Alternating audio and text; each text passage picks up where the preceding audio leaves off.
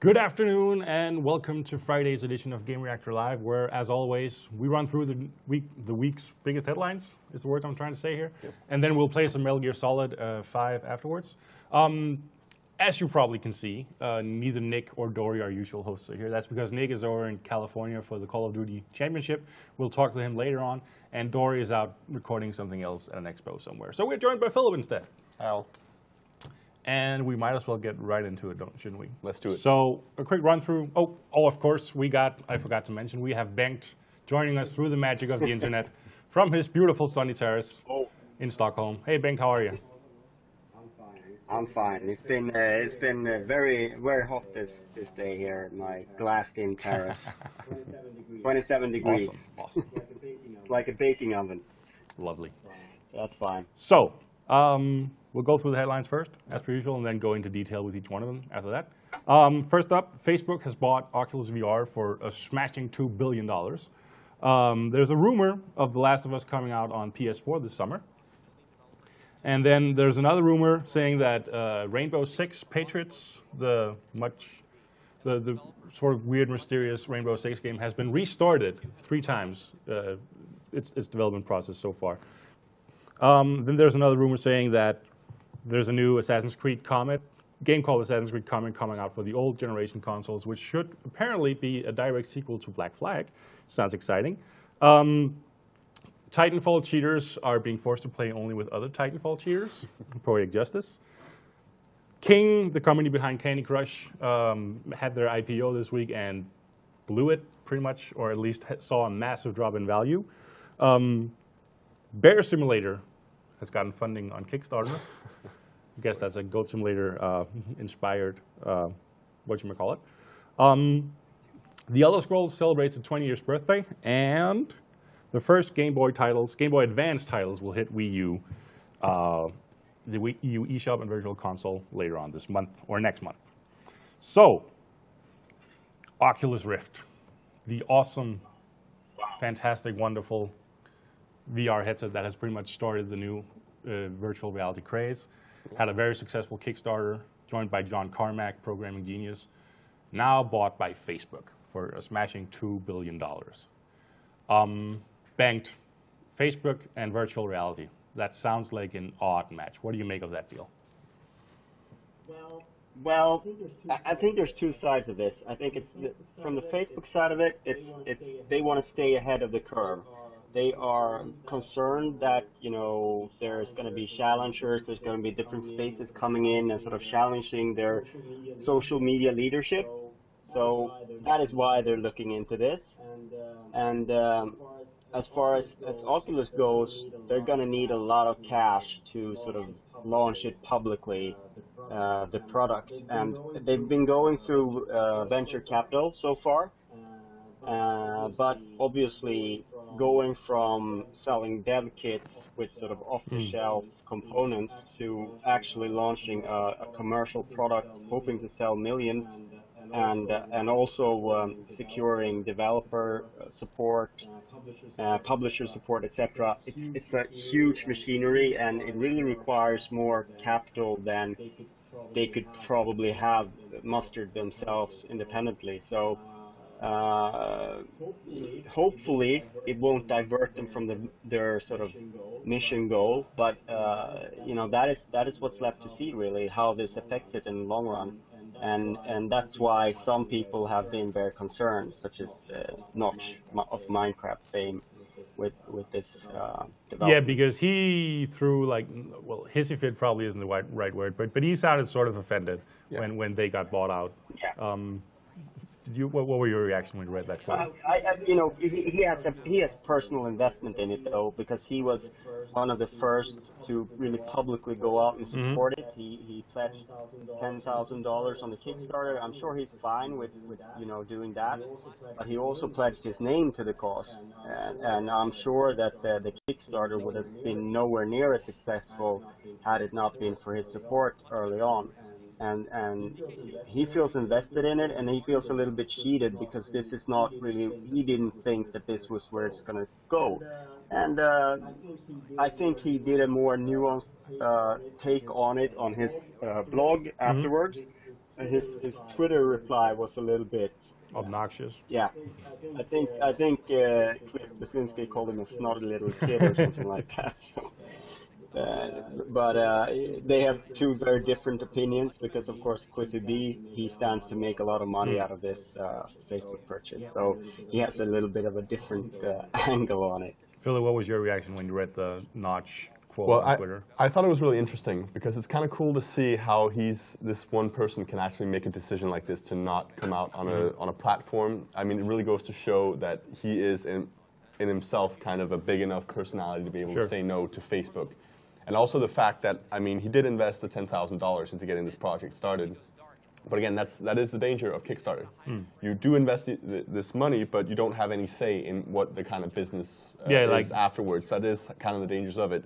So, I mean, he himself, his own game, Minecraft, was kind of a crowdfunded project. So, I mean, he's taking Minecraft the way that he wants it to go, and the Oculus Rift guys are free to do what they want, not just basically saying, this is where we part ways, this is not what I'm interested in. And what I also found interesting was his comment on still being very much interested in doing virtual reality games. So we do have other contenders on the market, at least one with the PlayStation Morpheus. So we'll have to stay tuned to see what's going to happen there at least. So I don't think this is going to be the end of Minecraft on a VR headset. It's just that Facebook's involvement will not be part of it. I want to bring up this quote that Mark Zuckerberg had. Sorry, Bengt. This quote that Mark Zuckerberg had about the buyout, saying that Oculus has the chance to create the most social platform ever and change the way we work, play, and communicate. VR as a social platform, that to me just sounds like a bullshit line he says because Facebook is about being social. Is that what you make of it, or do you think there's actually a future for VR glasses as a sort of social network platform thingy? I think for Facebook, first of all, $2 billion is a lot of money for Oculus VR. $2 billion is nothing for Facebook. They actually, when they bought WhatsApp for I don't know what's 19 billion or something like that, they actually said that if the deal didn't go through, they would pay the WhatsApp founders $3 billion. They could give that money away if a deal fell through, and they're paying less for Oculus VR. That's the kind of money it is for Facebook. I mean, they're not ridiculously rich, but they can play around with this money, and they're making a bet that maybe VR is going to be an important social platform at some point. We want to be in at ground zero with this and not miss out on this. That's what they're telling their investors. That's what they're telling, the market, whatever. So that's Facebook's point, and they can afford to sort of let Oculus do their own thing and build a platform. But their play is like, what's going to happen in 5 years? What's going to happen in 10 years? Maybe then everyone will have a headset at home, and it will be full of different experiences, social experiences and gaming and whatever. We don't really know. It could be like that. And then Facebook want to be in from the beginning, and then $2 billion to be in from the beginning is a very cheap investment from their point of view. So I think that's really how you have to look at it from that perspective.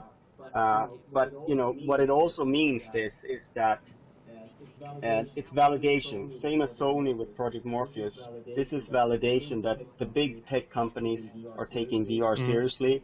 There's going to be more developments in the VR space, and more companies are going to look into it, and we're going to see more different solutions to this, and that's really interesting, because we really haven't. I mean, nothing has launched yet. We're still not at ground zero of sort of the virtual reality revolution, if you will, or the second phase of it, if you will, that we're all hoping for. Have you tried it, Philip? No, I have not had a chance to try it. But I know Bengt has, and he was impressed. Yeah. Yes. I've tried the Sony. It does offer something to gaming that we haven't seen before, so that gets me excited. I've tried the previous Sony headsets where they are not virtual reality, but just basically the headsets that give you the bigger screen, and they work pretty well. So I'm interested in seeing how these VR headsets work. All right. Let's move on. The next story, The Last of Us on PS4 this summer. What happened was, I'm positive I'll mispronounce his name, but Serkan Sulan, apparently the software market manager or something for Sony Eurasia, covering Turkey, went on Turkish CNN to talk about the PS4, and they asked, is there a Last of Us sequel coming to PlayStation 4 this year? And he said, they don't know anything about that, but he did say that The Last of Us would be released on PlayStation 4 this summer in a package that includes Left Behind DLC, and it will get both a physical and a PSN release. Is this a guy talking out of turn, or a guy who misunderstood something, or you know, is this bogus, or is it a real thing? What do you think? Well, the way I see it is, if this is a real thing, I'm very surprised to hear this, because it very much seemed like The Last of Us was one of the big titles that they were pushing with PlayStation Now. Right. This is, you can play Last of Us on the PlayStation 4, albeit the PS3 version. Sure. Right now, they're just pretty much pulling the rug under themselves with PlayStation Now. If they're releasing a better version, a more complete version, standalone on PS4, they're really, that's what kind of makes it hard for me to believe that this is actually true. But then again, I mean, they did release Tomb Raider Definitive Edition very shortly after the actual release of the game on last-gen consoles, which was also surprising to me. They would come out so quickly after. So we'll have to see. I'm not quite sure yet, but I really think it will be a mistake for them to release at least this soon. They're talking about summer. That's way too soon, I think. But it could also sort of hint at something about PlayStation Now, couldn't it? That maybe things aren't going As they're expecting on that platform? Well, maybe. I mean, the guy was talking about. I mean, he mentioned specifically a physical release of The Last of Us. So I don't think it would be a misunderstanding of him just thinking that, okay, The Last of Us is coming to PlayStation Now soon, so it'll be on PS4. Like, I think he's talking about a native version. Yeah. And he's talking about sort of a spiced up, a little bit better resolution and stuff like that as well. You know, personally, looking at the first party lineup from Sony, it makes all kind of sense in the world to release Last of Us on PS4, because, you know, what do they have this summer? I mean, they need to have something to put on store shelves. It's not just about sort of keeping your fans happy, but you need to sort of keep that space in the store. If you don't, something else is going to fill that up. So I think it makes sense from that point of view. You know, for us in Europe, PlayStation Now is still a pipe dream, pretty much. It's far away. It's a pipe dream for now. I mean, it's not going to come out this year. So, you know, of course, The Last of Us was sort of the flagship title for that, but the service is so much bigger than just one game. So I don't really see it hurting PlayStation Now in that sense too much. I think it's you know, it is what it is, and there's plenty of other PlayStation 3 titles that wouldn't sell as a PS4 release today. The Last of Us will sell well on PlayStation 4. I'm pretty sure it will. So there's money to be made. In that way, it makes sense. I have no idea of how this person, how high he is in the PlayStation hierarchy, if he actually knows stuff or not. It sounds like from his position that he should be in a position to know this. It also sounds like he should know better than to blabber about it on CNN. But maybe he was, you know, you never know. I mean, sometimes these executives they say things out of key because there's no one to tell them you can't say this. You know. And let's not ignore the you know what I mean? The typical I left some documents in a restaurant like little PR stunts. Like this could just be part of a Ninja announcement of a PS4 version. I'm not sure. I think it wouldn't be in Turkish if that was True that.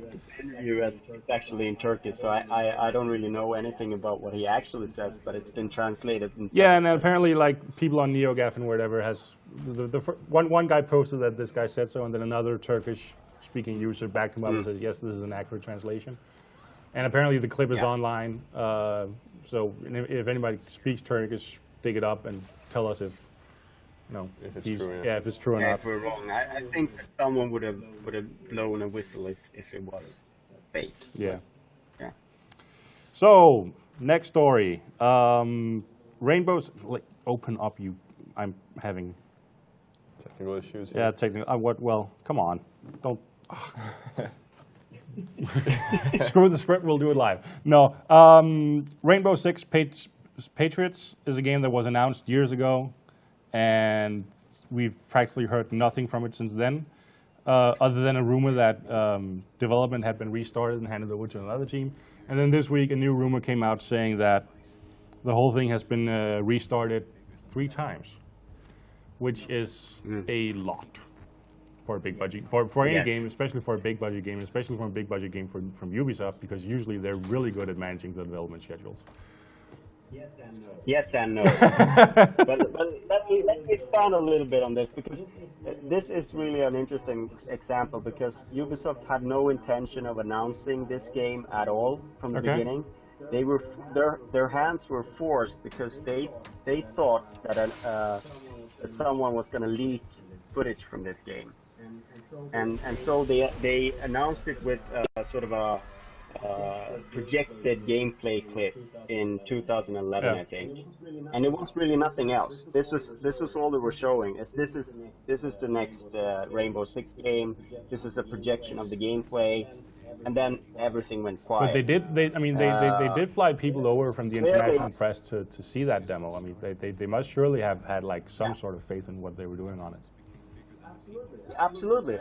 But I think their hands was a little bit forced. So maybe they did. Maybe they had doubts, and I think that a lot of times development like this, we wouldn't hear about it. You know, they're working on it, but we wouldn't hear about it that soon, that early, and we would only hear about it once it'd been restarted and they were confident that this is the game we're going to bring out. So I think in this case we actually get a little bit of a longer storyline than perhaps what was intended and what we usually would get from something like this. I think it's interesting. I mean, Yves Guillemot has sort of indicated that it's coming out on next gen, and he's sort of confirmed that it's still going on. So we know it's not been completely cancelled, but clearly they have had to figure out what they want to do with Rainbow Six. It's a series that sort of, there was no clear path after Vegas where they were going to go with it, so we really have no idea. We've seen the concept of Patriots, but we really have no idea. I mean, it could be a completely different game with nothing in common with that Patriots concept now. So whenever Ubisoft decides we can see it, it's going to be very interesting. I'm also wondering, with the sort of, at least in Ubisoft's eyes, disappointing sales of Splinter Cell and the slightly flaccid reception for the last Ghost Recon game, is Rainbow Six possibly a game from a different era that just isn't relevant anymore? I mean, it certainly is possible. At the same time, The Division is probably one of the most anticipated games in the whole sort of that Ubisoft have, and that's the Tom Clancy title. So I think maybe they're waiting for The Division to come out and sort of reignite the Tom Clancy brand altogether. And I think it's been so long since a Rainbow Six that it's easy to see that the games press is going to catch on to a new Rainbow Six and sort of go with it and sort of be happy that it's finally coming, a new Rainbow Six. Right. Whether or not you can actually release a classic Rainbow Six or not, I don't know. But then again, Vegas wasn't classic Rainbow Six either, so they've already sort of gone the route of making a more standard shooter. So I would hope that they sort of take it back a notch and make it more hardcore, because I don't really see a space for Rainbow Six as even more sort of a mainstream shooter than it was in Vegas. I think if they move in that direction, there's just no point to releasing it at all. I mean, then we have so many other options to go with, really. How about you, Philip? Do you feel like you're missing a Rainbow Six game? Not really, no. To be honest. I mean, I've never been a huge Rainbow Six fan, so this is also why this news is kind of, over my head a bit. I haven't really been paying attention to the title, but I will say that I did play a couple of the games, and they were enjoyable enough, but it's not like I'm really missing another one, especially with the market being so saturated with these action shooters. I think, so I mean, we'll have to see what happens, but... Yeah, I mean, ideally Rainbow Six would bring something that's more tactical and something that's different than what we're normally seeing in the shooter genre, so... That's what I'm hoping for, at least. I don't know about you, Rasmus, but like I'm hoping for something new, at least something that isn't, the same run-of-the-mill seen it all before type approach that these kind of military shooters often are. Yeah, we don't need a military shooter Rainbow Six. We need a tactical shooter that's really hardcore and that's, that. Well, I mean, they could do it from a different angle than they have in the past, but certainly not sort of going the Call of Duty route with it. So speaking of Ubisoft,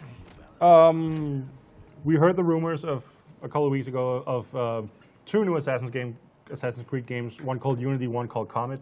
Unity was announced as a next-gen only Assassin's Creed set in France about the time of the Revolution. Yep. And then rumors recently came out this week about Comet being a direct sequel to Black Flag for the old-gen consoles.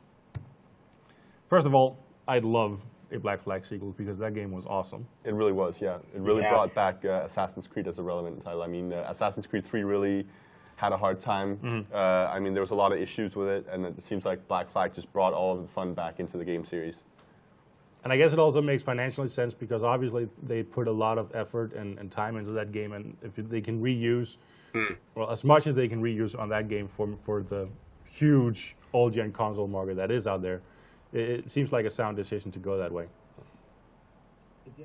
It's just a matter of, okay, so there's going to be 2 different Assassin's Creed titles that I want to play next fall.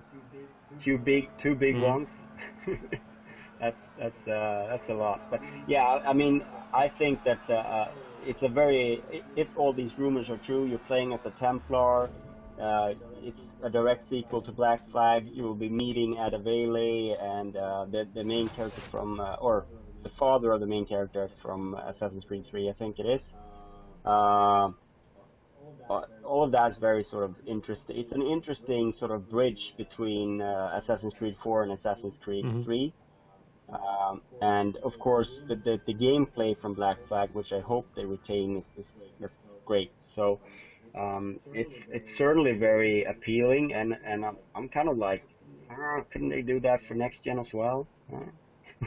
Am I the only one who's really hoping that the name Comet is just a project title and that won't be the actual title of the game? I'm pretty sure that we're talking, code names for now. Well, I mean, Unity turned out to be the proper name for the next gen one, but Comet, Assassin's Creed Comet, what? I mean, I've heard too much of it now, so I actually think it is the name. I don't really know why. I mean, there's no sort of super. I mean, Unity works. Sort of. I mean, I guess they'd already used Brotherhood, so they couldn't use that for the French Revolution. but Comet is just, I don't know. Is there a comet crashing into New York in the 18th century? Well, I mean that would certainly sort of kill the usual history angle that the games really normally have. Yeah, I don't know. Maybe around this time there's a comet coming. That's a big thing. I don't know. I think that there was a huge one in Russia at one point, but I don't know if it was that far past. And Russia certainly isn't the Atlantic Ocean near New York, so. Yeah, I don't know. Maybe it's just passing by in the sky. Maybe. But yeah. I mean, the name is weird, but there's been many names of Assassin's Creed titles by now. Maybe we should. Maybe we should just kick that over to our readers. Like, go on Wikipedia, find out every historical comment you can, and see if anyone passed by Earth around 1758 and could inspire an Assassin's Creed story. If you do, let us know about it because we'd like to hear it. Exactly. We can't be bothered with. Yeah, no. Well, at least I mean, I just the idea just popped in my head now, and I don't want to be googling on air. That's embarrassing. So next story: Titanfall cheaters to play with each other. So back when the beta launched, we caught some people using some pretty game-breaking hacks in the Titanfall beta. And apparently people have been cheating in the fully released game as well. But the developers at Respawn has been tracking cheaters. They've had their anti-cheat system in place all the way along, and now they flipped the switch on it. So everyone who's been detected cheating are now stuck playing on servers filled only with other cheaters. I think that's a brilliant way of handling aimbotters and speed hackers and wall jumpers and crap like that as well. It's a good way of balancing the playing field. If everybody's a cheater, then then you're good. Yeah, I mean, it's other games have done it too. I mean, Grand Theft Auto Online have done a similar system, not exactly with cheaters, but more with people who like to play a certain way where they attack other people a lot and destroy their cars. Well, we'll put you into this separate set of servers, so you can play your way and you won't bother people who like to play another way. So it's quite clever, actually. Yeah, I think MMOs have similar system in place as well, where they sort of have PvP zones and stuff like that, just to make sure that people who don't want to be bothered by that is sort of safe. It's a similar sort of idea, but yeah, I mean, it's the battle of the aimbots, right? Which aimbot is the best? Which probably the video that's on screen right now is actually the actual video I recorded back in the beta of a guy cheating. You can see him there in the far off distance. A Titan is not supposed to move that fast. The frame rate sucks because I did it with fraps and my computer wasn't really powerful enough to record it smoothly. But there's obviously something completely wrong there.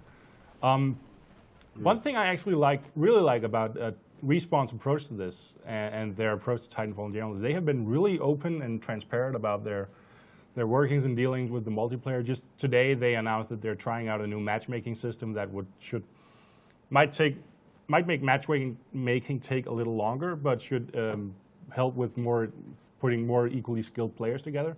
And the way that they've been talking and communicating with their fans about these sort of things has been inspiring almost, compared to a lot of the other big shooter fans or big shooter developers. That was a kickoff to you, Bengt, to say something. But no. Yeah, well, I mean, obviously these guys know what they're doing, and I think they've had a great approach to the whole sort of community angle and how they've communicated, and I think this cheater thing just illustrates how smart they are about it. Instead of sort of going out day one saying, hey, we're going to have these anti-cheat things, we're going to do this and this and this, they've sort of patiently waited and seen what's going on, and now they're springing things into action, and the experience that people will have is going to benefit greatly from this, because rather than always trying to catch up with things, they've allowed it to mature, and then this is how we're dealing with it, and I think that's nice. I mean, of course, there's going to be new sheets, there's going to be new stuff coming in that they're going to have to adapt to, but I think that the player base is very happy with this, and it's also I think that the thing that's most interesting about it is if you have a friend that's cheating, and you want to play with him, you're going to have to play with other cheaters. So. But then as soon as you leave the party with your cheating friend, you're back on the normal servers. Yeah, exactly. When you kick him off. But yeah, it is like a fitting punishment to these cheaters as well. Oh yeah, I'd love to see an aimbot versus aimbot game, just to see how messed up it would actually be. But we've also seen a similar situation before. I don't remember which game it was. This was not with cheating, but it was more with. Oh yeah, Dota 2 has a thing where if you've had enough strikes against you for being an asshole to go towards other players in the game, you get put in a low priority queue with other assholes. Yeah. And then you only get to play with assholes. And there's also a game, if you played the pirated version. It's actually the big queue, right? If you played the pirated version of a game, I don't remember which one, it would actually spawn an unbeatable monster after the first level. Serious Sam had that, and exactly. a lot of games have had that sort of pirate protection. It's a fun way of blocking people out of the game. And still let him get a taste. Yeah, exactly. I still think the best one was that game development sim where game developer story, where your games don't sell because they're being pirated. Because everyone pirates it. And people were complaining that they couldn't get the economy going in the game. Poetic justice. And maybe speaking of poetic justice, the much derided Candy Crush developer King had their IPO this week, which means they put their stock on the New York Stock Exchange, and immediately they offered their stock at $22.50 per share, and immediately they plummeted during the first day of trading with about 15% of their value, making it, I think, it was the worst tech launch stock IPO of the year, and one of the worst in the recent several years. Yeah. even worse than Zynga, actually. Yeah, and Zynga was described as worthless a year ago. So. But Zynga actually went up during the initial period and then dropped dramatically. So they had a much better launch. I think King right now, I'm checking it up on my computer, it's 1850. So they've lost a lot of value since, but they've sort of stabilized now around 1850, and actually up a little bit during today's trade. But I mean, basically they are being pegged as the one-hit wonder because Candy Crush is like 80% of their, rather remarkable profits and revenue that they take in. But considering they have 180 games and 80% comes from that game, 95% comes from 3 games. It's sort of warning bells are going off all over the place, and the market is not very happy. And they have the Zynga crash, or that's not crash, but Zynga is worth less than half of what they were introduced at in fresh memory. And even though King has really healthy financials, if you look at their numbers now, it's a really healthy company. But everyone is sort of worried about what's going to happen in a year. Yeah. You can already see the sort of the downward trend of how many times that people are searching Google for Candy Crush. It's just plummeting. So, and people have seen sort of similar graphs for other phenomenons like this, like Farmville and Angry Birds, and they're sort of dreading that point where they're starting to lose money. So. Is Rovio listed publicly on stock exchanges, or are they still privately held? I don't know. I don't know. That would be interesting to check out on, because I sort of get the impression that all these like casual gaming companies that go on the stock exchange and have their IPO, offer their stock publicly, sort of take a hit when they do it and can't really live up to their own expectations. But that might just be my own prejudice. I mean, obviously from the owners and founders' point of view, you want to get an IPO when you're in a very good position and you can get the money that you want, So there's always that risk, but typically IPOs are offered so that the people who go in early actually make kind of a good deal of money in the first few months, because that's how you fill up the IPO. If you price it too high, then there won't be enough people wanting to invest in the initial buy-in. So. No, but I really think also here, we've pretty much seen King for what they really are. Probably a lot of people have seen kind of like the one-trick pony. I mean, we're seeing this a lot with other games as well, like these casual games. They have this one title that's very popular. Farmville. Farmville, now Candy Crush. And it's going to pass. There's going to be another just as simple, just as silly game that's going to take its place, and King is not going to be worth a lot, which is, to me, kind of, again, like you mentioned before, some poetic justice, because if anything, I would say that if you ever have to find an evil game company, I would probably give the title to the King. Yeah, they haven't been making many friends over the past year. No. Moving on. I don't know if I want to label companies as evil, but I did check up Rovio, and they're not publicly listed, and they haven't done an IPO, so that's not on the cards yet. And they've, of course, fought off this sort of one-hit wonder thing in a different way by creating a great brand around Angry Birds and sort of different things. I'm not sure that Candy Crush, you can do that with Candy Crush. But, and I like we'll have to wait and see. Candy doesn't really work as plush toys. No, exactly. Not in the same way, at least. But they do have Candy Crush candy. Oh, well, there you go. But is it better than other candy? I wonder. I don't know. Let's move off King and move on to Bear Simulator, funded through Kickstarter. Bengt, you picked out this story for us to discuss, so I'm guessing you have something to say about it, because I'm kind of in the dark here. What's not to love about life as a beer? Right? We all grew up on Yogi Bear, and sure. Now we finally get the chance. I mean, it's sort of it's one of those Kickstarters that feel a little bit sort of maybe just trying to be a good subject on Reddit, or sort of you don't really know how serious it is, but it's, I mean, actually I mean, it doesn't look like a graphically, visually very sort of advanced game, but it doesn't seem as silly as Goat Simulator, which is basically just a joke taken all the way to April 1st Steam release. But yeah, I mean, I think we sometimes we take video games a little bit too seriously, and sometimes a game should just be about sort of doing something that's complete waste of time, something that's just silly and fun. And I think this is what Beer Simulator is all about. It's catering to that sort of a little bit just uselessness of and then sort of the and well, why not? Yeah. I mean, you know, if we can have hundreds of different simulators of farm uses in sort of trackers and I don't know. I think Euro there's truck even sort of a simulator that lets you build skiing slopes or something like that. So why not? Why not a beer simulator? It sounds like fun.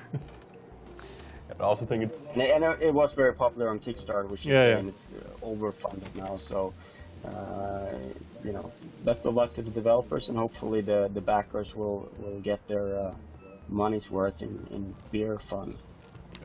But I think it's very true, this whole thing about keeping the fun in games. It doesn't all have to be all serious all the time. And I mean, Goat Simulator is also an example of a game that's completely silly out there that actually got funded. Looking at this for the first time, it's definitely not the same kind of thing we're looking at, but it still has that very much like a silly feel to it, kind of the way, I mean, it did say that this is just one of the features where you can walk around on 2 feet. It will have all 4 feet movement around. And yeah, again, yeah, yeah, exactly, my thoughts right there. So yeah, again, it is great to see that games are still all about having fun and silly things. Like it's all about playing. I mean, it's like being a kid sometimes and playing around with silly ideas. I think that's all there is to say on that subject. So, this year marks the 20th anniversary of the Elder Scrolls, which is pretty remarkable because I can't think of a lot of series that have actually managed to live on for 20 years without really stumbling along the way or losing part of the popularity or just taking major breaks, which I guess the Elder Scrolls did between the second and third game, but still, that's a long time ago. Yeah. You're an Elder Scrolls fan, aren't you? Yeah, I played since Morrowind I've played them. So I'm familiar with the newer 3D games. I'd probably say I'm a fan. I mean, they're great games. They're accessible somehow also to a kind of a casual RPG player, but they're deep enough for a hardcore RPG player to get into.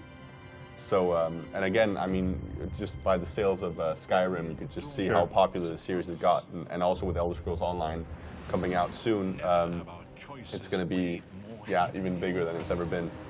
The Bethesda CEO, I think he is, Todd Howard, said that one of the things that had kept the series vibrant for so long is that opposed to simply adding to the previous game for a sequel, we always started over.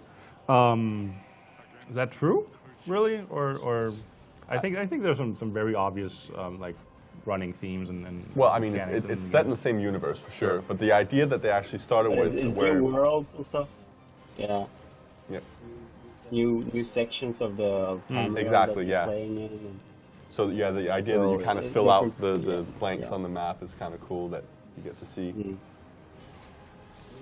I mean, there's no direct sequels in that sense in the Elder Scrolls series. There's no continuation with characters and storylines, and I mean, it's all one world, of course, but it feels like separate stories, even though they're connected. You know, and also like the separation between each entry.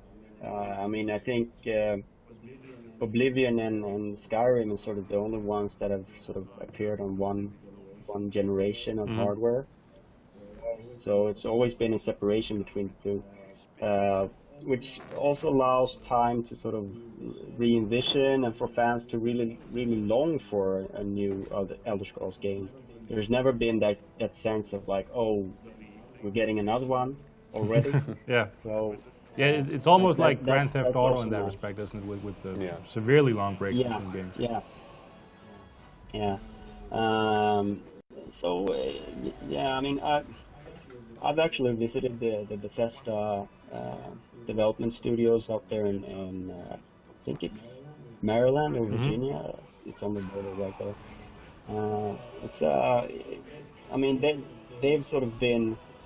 It's interesting also that it's one team that's sort of. I mean, Todd Howard started out as he tested the CD-ROM version of the first game Arena, and he's since rise.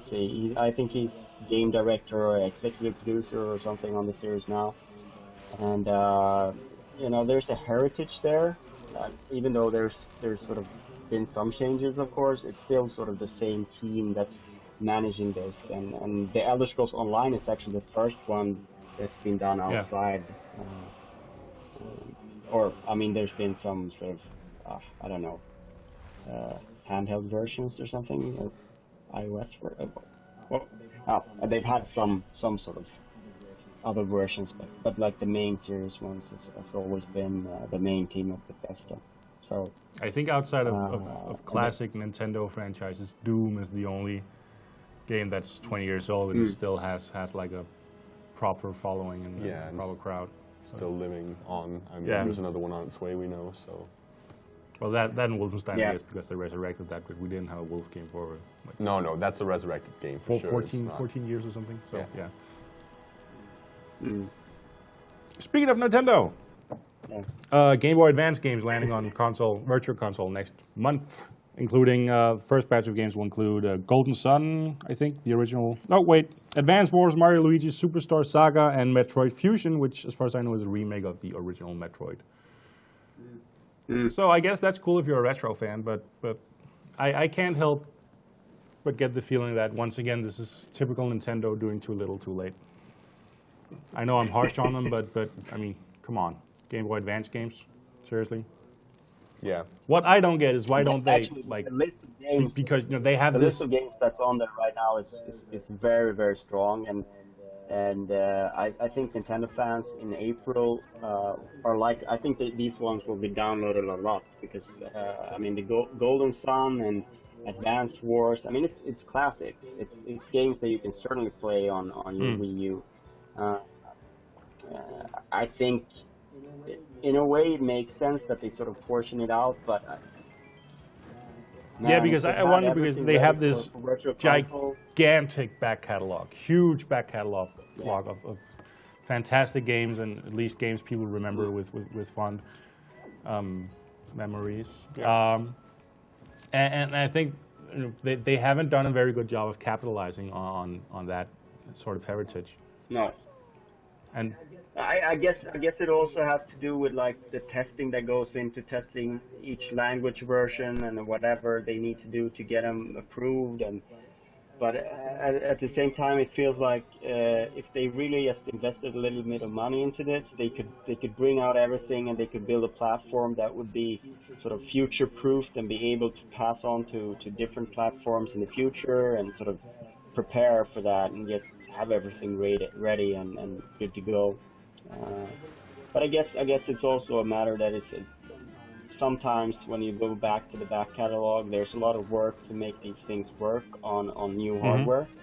So I mean that could be part of it. But you know, but regardless. Well, on the other hand, I mean, pretty much every Nintendo platform, every previous Nintendo platform is very well emulated. In many cases, perfectly emulated on PC. So you know, actually porting it and getting it to run on their own hardware shouldn't be that big of a challenge. No. I just think that because these are sort of old titles, maybe there is something about a specific title, maybe how it saves your saves or whatever it does.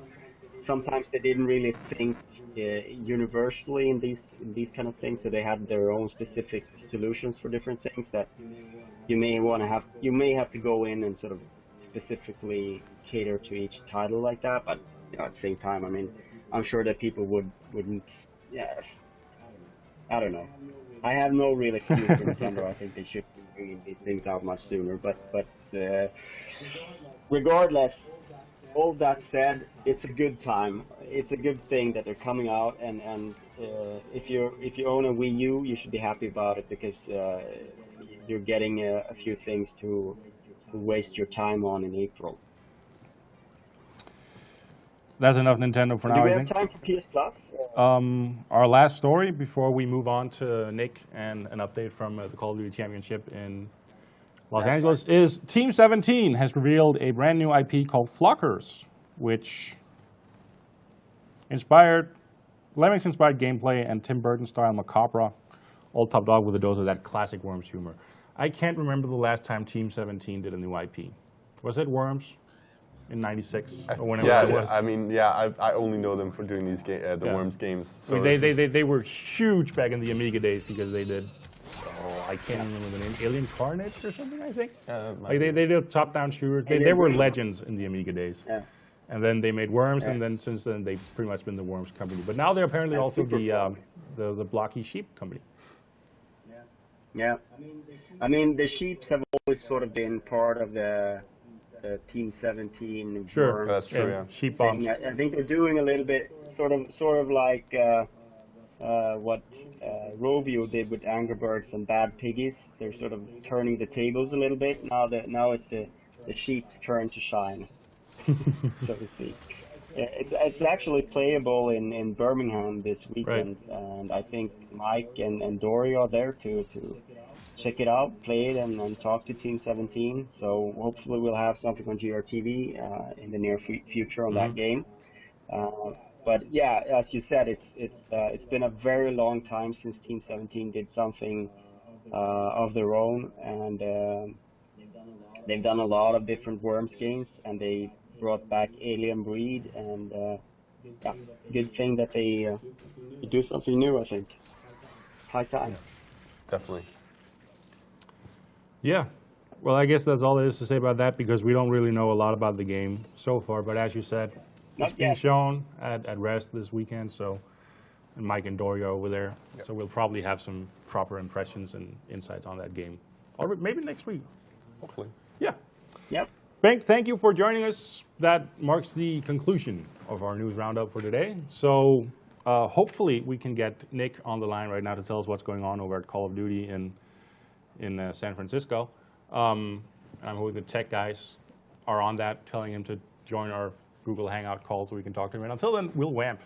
All right. Improvise. So. Yeah. Are the users saying anything? Is there anything on chat? Let's take a look at the chat here.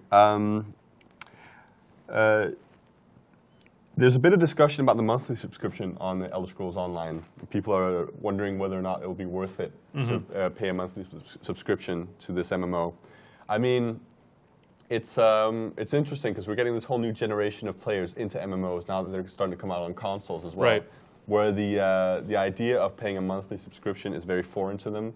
So I mean, yeah, as an old MMO player, all I can say is usually a subscription also means a lot of content. I mean, it does take a team working full time for all the time to make these things run smoothly, and that is pretty much what you're paying for.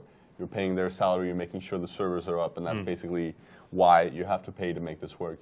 You gotta admire the boldness of launching a pay-to-play MMO these days, because these days, the only game that's proven that's been able to sort of sustain that model of payment is World of Warcraft, and every other except EVE Online.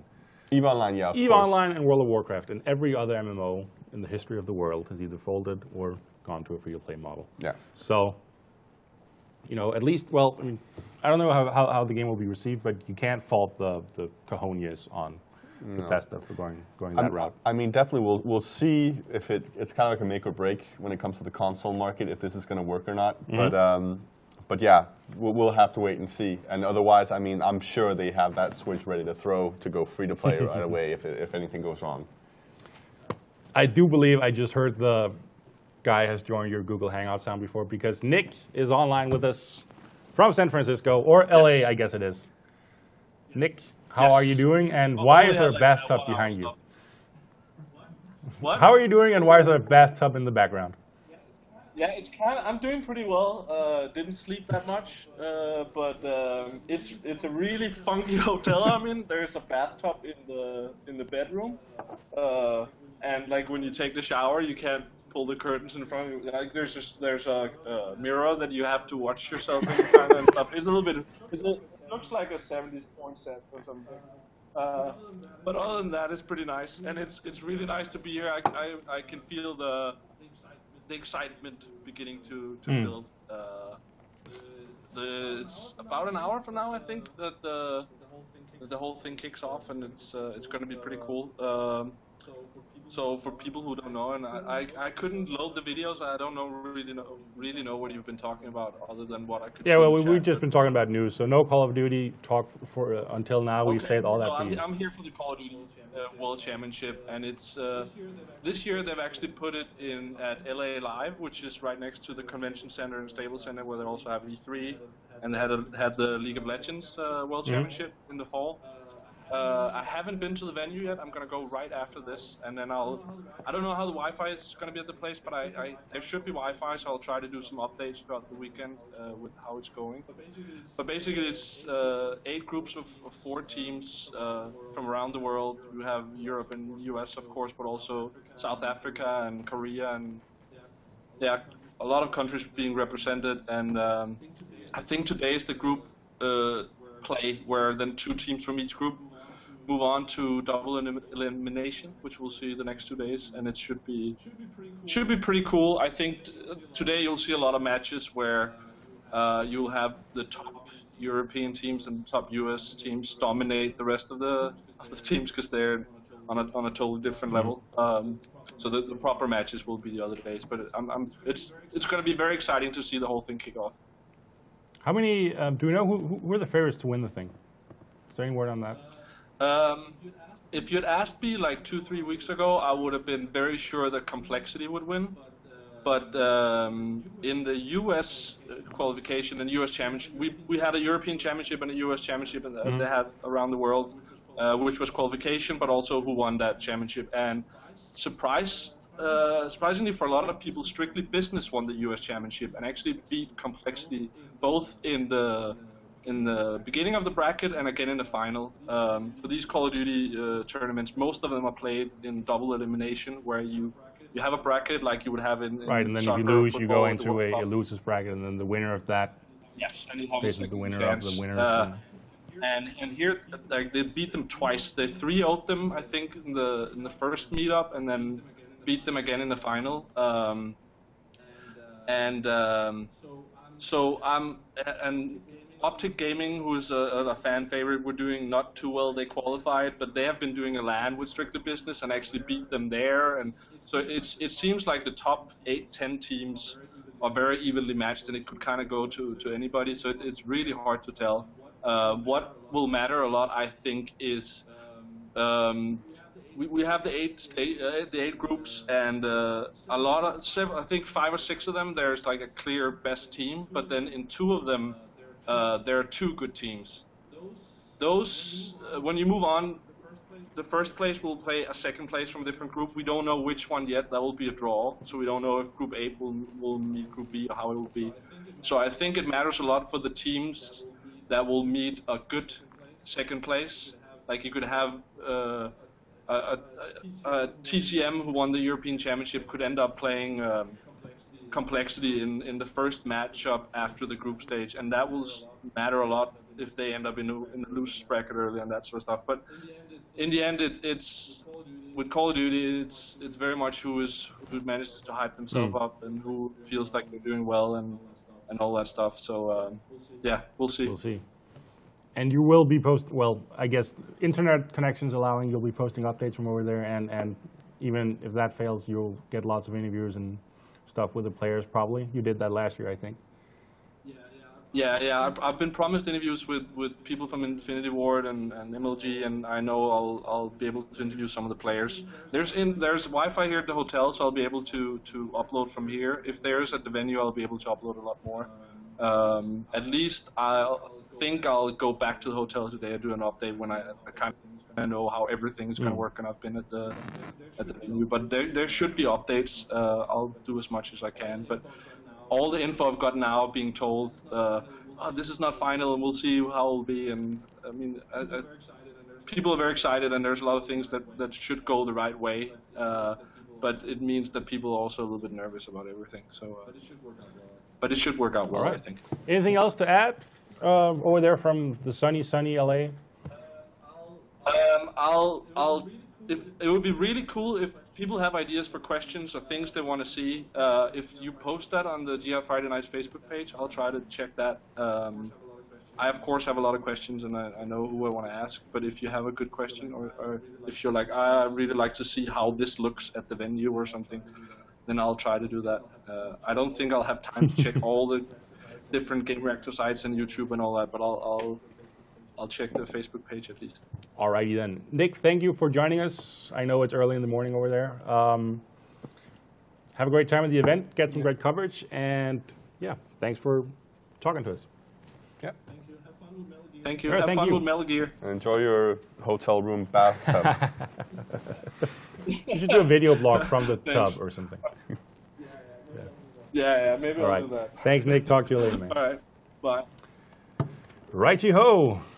All right. It is Metal Gear Solid time. It is Metal Gear Solid time. Do you think we'll manage to finish the game in the 1 hour we have left? I mean, Oh, snap. are we going to try? Because Maybe, I don't know. I mean, I think, you've already finished the game once, so I have, take yes. it that you know your way around it. yeah, Probably need to turn the controller on. there we go. I'm just Yeah. needing to. I'm not familiar with the Xbox. That's why this is going to be a bit of a different experience for me, considering that I played it on PS4 originally. Okay, well, should we just jump right into it then? Yeah, I think. Or do we need to explain a bit about the game first, maybe? Maybe Just kind of explain it. This is not the actual sequel. Yeah, Metal but Gear? that whole thing is a complete mess because first they announced Metal Gear Solid: The Phantom Pain, and then they announced, oh, Metal Gear Solid: The Phantom Pain is Metal Gear Solid 5. Yeah. But Metal Gear Solid 5 is also Ground Zeroes. So yeah, I would pretty much say this is the prologue Right. to Phantom Pain that hasn't gotten a release date yet. We'll probably see it maybe 2015. If I'm being realistic, I think that's when we're going to see it. So this is like a prologue chapter that has been released. So it's not a huge game, and this is why we're kind of joking about being able to finish it. You'll see here, we have the mission here that's called Ground Zero. This is the main mission. Yep. And then once this is finished, you kind of unlock all these extra bonus missions. There are quite a few, and they have a hard and normal mode. Those bonus missions take place in the same level. Yeah, as see, that's the thing that I wasn't aware of, that it's actually there's the one level, the whole thing. So I was surprised to see that. But let's just jump right in then. Oh yeah, also here in the menu, we can already tell kind of graphically it's a pretty impressive game, and it really does bode well for the Phantom Pain when that comes out. We've already seen some trailers from it, and Yep. Okay, so here we go. Loading screen. In an era when the world was divided into East and West, the boss, the Metal. Yeah, there's a lot of story going on here. How are you with the Metal Gear Solid series in general? Are you a fan? Have you played many of them? I've played them all. Actually, yes, I have played them all. I played the Metal Gear Solid first, the PlayStation 1 title, and I've played them all the way through, and then through special edition releases, I've played the older game versions of it. Right. So I played them all, and I'm pretty familiar with the story. And this game here is the direct sequel to Peace Walker. Yeah, the on PlayStation Portable. yeah. And this is why we're seeing kind of this bit of an introduction Like going for on. those who didn't play that, Yeah, here's what happened. there's also actually a backstory option at the main menu that'll give you a quick recap of what goes on. So let's try and jump in here.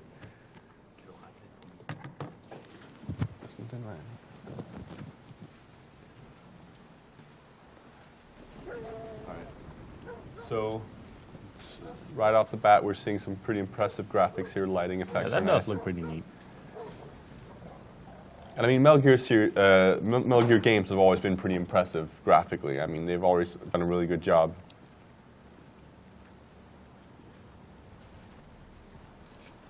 So here we go. Some mysterious soldiers. But yeah, this is a direct sequel to Peace Walker, which is a really excellent game for the PSP. It's also been released in an HD version. If you buy Ground Zeroes on PS3, you can get a special edition that also includes the HD version of Peace Walker. Oh. So that's actually a pretty good deal, Yeah. considering that Peace Walker is a very long game. It's a much bigger game. much bigger game. Also, of course, Peace Walker is fully playable on the Vita, so that works fine. And then down the line, when Vita TV launches in the West, if it launches in the West, that is. You told us everything. So here we get a bit of a. Don't worry, I kept my word. He didn't suffer long. Now, also, Hideo Kojima, who makes the games, has pretty much been out and said that Ground Zeroes and Phantom Pain will be a lot darker universes of Metal Gear. I mean, they go some pretty dark places this time around. Right. Usually, they've been pretty silly in many ways, and I doubt that the silliness will go away fully. I mean, in a second, we can already tell a bit here. The guy talking. They've always had this kind of almost comic book-ish set of villains in their games with somewhat superpowers, it seems. Chico Valenciano Libre. Yeah. And this is a character, for those who have played Peace Walker, who will be familiar with this guy here, who was a resistance fighter in South America, where these games take place, and who joins up with Snake and his group of mercenaries that he kind of runs. So yeah, he's been captured here by some unknown people. Again, I will advise people to actually see that little backstory. Right. Because it will also, even if you played Peace Walker, just to kind of recap what happens. And it utilizes the same nice artwork that Peace Walker has for their cutscenes. You actually get to see some of those, some of that artwork, which is really nicely made. Are those like static things, or? Yeah, where they kind of move a bit and everything. So it's just a brief kind of like motion comic-ish. Yeah, exactly. That was trendy at one point. And well, necessary on the PSP at least. Yeah, sure.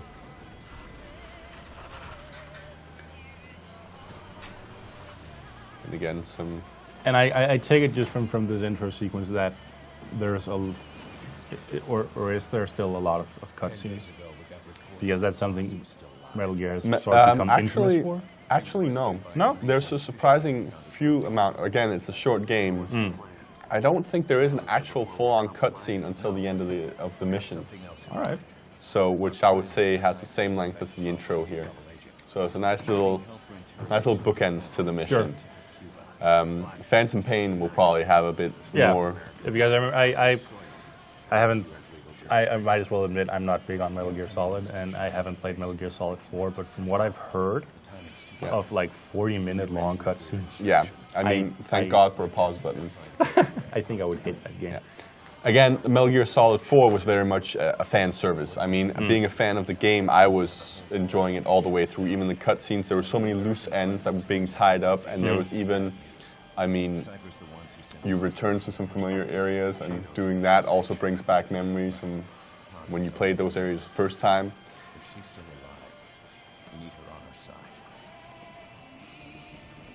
So here we have the little Fox logo, which will be familiar to players of the series as well.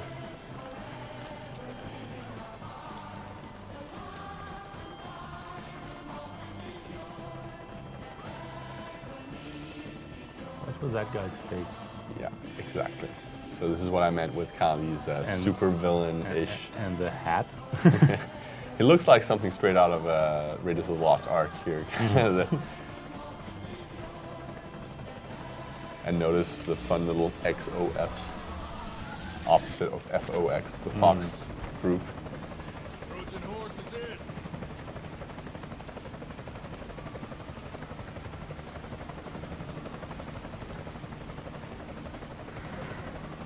There we go, Skullface. Very typical Metal Gear villain. And again, they've always been very fond of these kind of over-the-top bad guys. And I don't know what this guy's superpower is, if you want to call it that. But everyone seems to have one kind of special ability that makes them kind of stand out.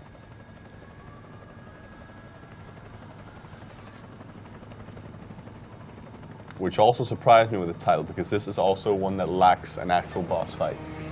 All Metal Gear games have always had these boss fights against these characters, but this is just the prologue to the actual game. So I expect to see more of Skullface in the final release, but Yeah, now- it would be weird if they introduced a new boss or a new main opponent that didn't use him before. yeah, exactly. So who's the other target? That would be And I mean, they do a good job in this game of kind of painting a picture of how bad a guy this guy is. Through cassette tapes that you'll find around the place. You'll hear these little audio logs kind of playing. secure Chico and Paz, then report back from the rendezvous point.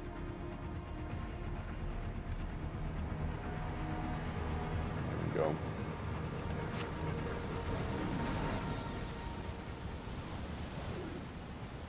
And again, this is like a clever little thing also to the game where they throw away their identity there, but also these are collectibles you'll find around the map throughout the mission. So Neat.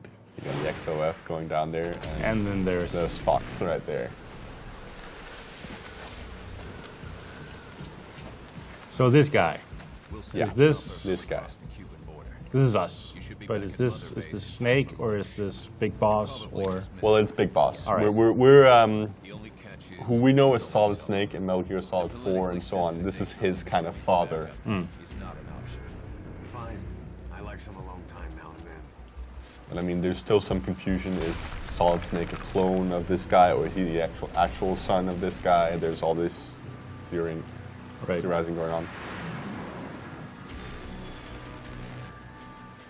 And this dude is being voiced by Kiefer Sutherland. Kiefer Sutherland, there you go. So they actually went away from the... Yeah, they replaced David Hayter. Yeah. Who's been the voice of Snake. which I will say is a huge blow to the series. I mean, it just doesn't feel right. Right. I mean, yeah, we really do miss David Hayter's voice, and it's weird to me why they would have chosen to go a different route, but I mean, sometimes voice actors also start to realize their worth and might be a bit too demanding for them to... Yeah, but then on the other hand, I mean, Kiefer Sutherland, Jack Bauer, Yeah, you would imagine that he costs a pretty penny. yeah. But yeah, again, we'll have to see. I'm willing to give him a shot. I mean, this shorter game, it's hard to kind of get an idea exactly, but still, you do miss that David Hayter voice.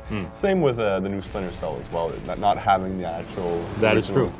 That is very true. Seems to be a trend in the stealth genre that they're switching out their voice actors. Because Michael Ironside was that character. Exactly.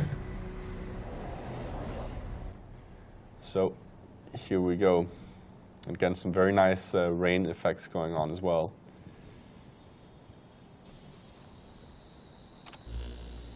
And even though we're back in the, what is this, in the Cold War era, we still have some pretty nifty gadgets. Get inside and head northeast. All right, and we're in control. So yeah, the whole entire cutscene there was in-game engine, like they've shown off before, and people were kind of not sure whether or not it was true. So here we go. We have a new tool. Just gotta get used to this controller here, which is very important. This is the binoculars, and these kind of help us. We have a guard up in this tower. If we zoom in a bit, there we go. We've kind of tagged him. All right. It's a familiar Yeah. mechanic from other stealth games. So he's tagged now. And the idea is basically just to kind of tag as many guards around the place, because then they can't really sneak up on you as well if there's suddenly one of them turns a corner. I also believe it does warn you kind of with a sound if you're close to one. Right. Another thing it allows you to is actually to eavesdrop on a conversation. So I think these two are going to talk for a bit. And sometimes you'll get to know locations of certain items. Yeah, here we go, they're talking, You see the choppers? discussing those new guys and who they were with. It's me, man. Green Berets. So there's a lot of information gathering as well to this game. Some paramilitary setup? Some of the guys are saying. All right, so let's just get into it. I'm going to switch. I have my rifle here equipped with a silencer, which is pretty nice. But I'm going to go a bit more of a stealth route and take out my silenced pistol. Ooh, Actually, just silenced pistol. before I forget, I'm going to switch off the flashlight on the rifle just in case I have to pull it out because the flashlight will alert the enemies. Okay, so obviously this searchlight is not my friend, so I'm going to try and find a way around it. Again, this game here has a thing of you're less visible when you're crouched, And I mean, it makes sense in stealth games, but to me, it just kind of gets on my nerves that I'm spending the whole game through squatting. I mean, I believe Metal Gear Solid 4 actually had a feature where you would get a backache if you squatted, and you would need an item to actually... Oh, God. And they've always been good in Metal Gear games about doing these little things, like if you hide in a dumpster too many times, you'll get smelly and the guards can smell you. Or you'll catch a cold and you'll sneeze randomly. And even in this game, he does mention, watch out you don't catch hypothermia. So I think there is some kind, I haven't actually experienced it, but I think there might be some kind of mechanic here that if I'm in the rain for too long, I'll catch a cold. And I might sneeze at unwanted times. All right, so we'll just wait for this searchlight. Okay, here we go. Gonna run past it and take care of this guard up here. So, climb the ladder. Is there an option if you wanted to like complete the whole thing non-lethally, or? Yes, absolutely. So here I'm going to grab this guy, and I have the option to knock him out, to talk to him, or to kill him. So let's talk, don't we? try and talk to him, yeah. And then we can either get him to call his friends, or we can get him to give us information. So we're going to get some information out of him. And now we just got some map info updates. I'm just going to try again. Yeah, most of them only have one thing to say. Some of the side missions, they may have more information. So what are we going for? Are we going for the kill or the knockout? Let's do the knockout. All right, so we just have to tap this here, and we'll kind of choke him out. And he dropped his weapon. Another feature of the game, which is nice, which the old games didn't have. You can actually pick up every weapon you come by. But do you want to sacrifice your silence weapon for a more powerful one? Because this game is fully playable as well, going in guns blazing. Right. Which some people aren't too big of a fan of the old hardcore players. Actually, I'm just going to do one thing. I'm not sure it has any effect, but I don't want it to, just in case. Like turn the... Yeah, I'm just going to move it out of the way, because I think maybe other guards in the area... yeah, there's a lot of prompts here. Yeah, why? So I can move it over here. You can probably also blind guards with this if you're being attacked. I mean, this is a Metal Gear game. I wouldn't be surprised if they thought that far. So we're moving on. Let's get through this gate. Just going to make sure there aren't any guards around that are going to surprise me. Can you pass me the iPad, actually? Yeah, of course. Yeah, we need to check out. Thank you. So let's go and pick this lock here. Oh, oh, oh. They've given us a little bit of a... Oh, they spotted me. Oh yeah, that's true. Something about if you're about to be seen, the game goes into a sort of slow motion, so you have time to react. Yeah, I don't know if I'm actually shooting through the chain link here. Yeah, I did. Yeah, exactly. First of all, it has this kind of warning system that tells you if there's an enemy. We've seen that in other games, well, Splinter Cell, Hitman, and so on. You get a bit of a warning, because this time around there's no little mini-map in the corner like you were used to from the old classic games. Right.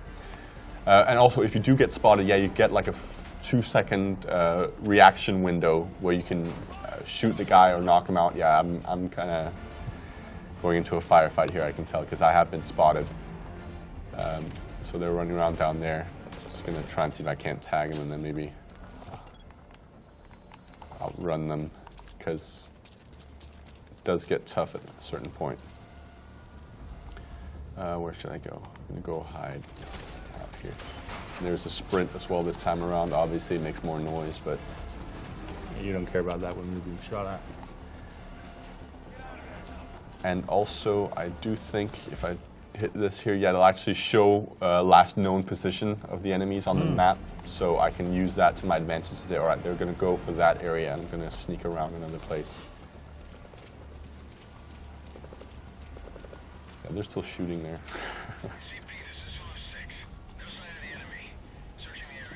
You are not alone in missing David Hayter, judging from the chat. No. I mean, these guys are just like David Hayter and Ironside and so on. They are the characters. You can bring up the target's location on your iDroid. iDroid. Yeah, exactly. iDroid. I mean, it's a very politically correct thing to call it. It's not an Android. It's not an anything. It's an iDroid. iDroid. All right, so we got the two guards going there to investigate. I'm going to try and sneak past here. Gonna wait for them to see what they do. Keep an eye on them here. Oh, and Adu is asking whether we're playing the, I think, yeah, Adu is asking what version you're playing. We're playing on the Xbox One. Yep. Yeah, and not the Xbox 360. All right, so they kind of gave up their search there. Again, true to Metal Gear form, they will call out kind of what they're doing if they're still searching for you, and they have different alert levels going on. So right now they're in kind of search mode, and also kind of pretty true to real style search patterns that they use, something they implemented all the way back in Metal Gear Solid 2. Is that whole idea of like they consult with the military, how would you clear an area, and this is kind of how they move the guards. It's like, nah, I'm just gonna tag him, because hopefully we can just Sneak past without. Yeah, we could steal the Jeep too, but I mean that's gonna cause a bit of a ruckus. And considering I haven't actually completed any objectives at this point. That might be premature. Okay, so guys, get back in your car and get out of here, because I don't want you anymore. Oh, is he coming this way?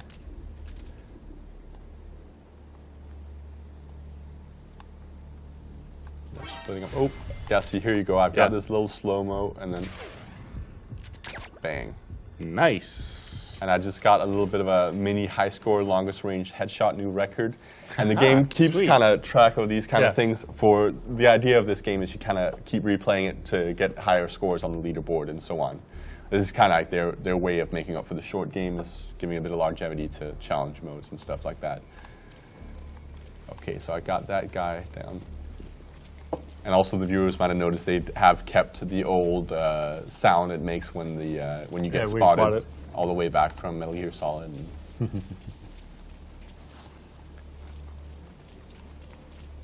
Okay, so we're going to go for the tower here.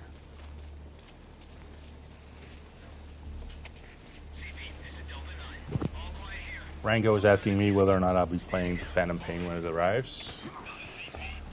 I'm guessing I won't. Okay, so now we just got the ammo. An area with ammo, so we're going to knock him out. What he's got for us. And again, we're going to move this searchlight to more of a shoot up in the sky. There you go. It's not going to bother us up there. Oh, we got another enemy running around down there. Again, it's always a good idea to tag any enemy you find, just so they can't surprise you. Is there a limit to how many you can tag at a time? No, it doesn't seem like there is.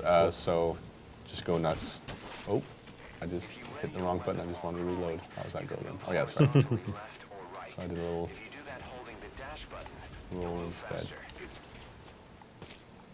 Also, a thing that's made it into the console version from the PSP version is his whole the whole fighting system, kind of up close CQC system. Some people might recognize when they get close to a guard, it does have this little hand move. Basically, it means up close you're pretty deadly as well. You can kind of disarm or enemies really quickly and so on. So it's not like you have to run. Sometimes it's better to charge them actually and just go crazy. All right, so on this little room here. And we found some items. So I believe this is a pretty nifty item. It's C4? Exactly, C4. Because in this game, you do have the possibility of calling in a chopper, and at some point you do have to extract prisoners and to get out yourself. But there are anti-air guns around the place. So you want to get rid of those before you start calling in air support. For example, we've got one right here. Let me just make sure I'm clear. Oh, we got a guy moving in over there. I don't know if he's seen anything. He's moving kind of fast. It looks like he's going the other way. Yeah, he just seems confused in general. All right, so I'm going to go over here to this anti-air, and I'm going to equip my C4, and I'm going to place it right there, but I am not going to blow it up. Right. Because we don't need the that attention would sort of right blow now. your cover. Yeah. So we're going to move on.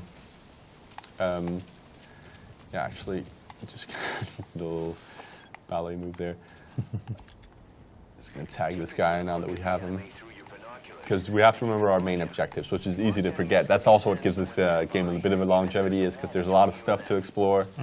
You do have some objectives to complete. You're here to save this Chico character, and also, oh, got spotted again. From where? Oh, this guy.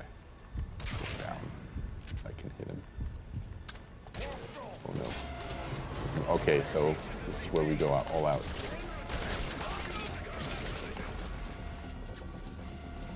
Let's try and see if we can.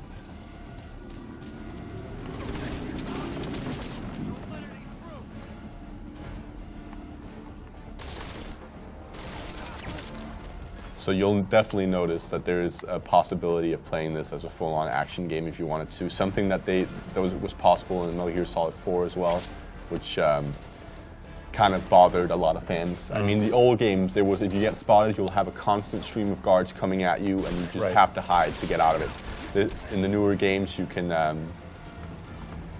definitely fight your way out of the situation. And again, you'll notice there's a regenerative health, not a health bar. So I'm sure that's going to be... That'll piss some people off. Yeah, for sure. I mean, I haven't tried out the hard mode, so there might be an introduction of more classic elements. Okay, where we got him. I mean, there is definitely more enemies when you get... there's an alert that goes off. It does seem like they bring in a car and they're throwing grenades at me. Missed. Okay, I should probably get out of here. Otherwise we're not going to make it.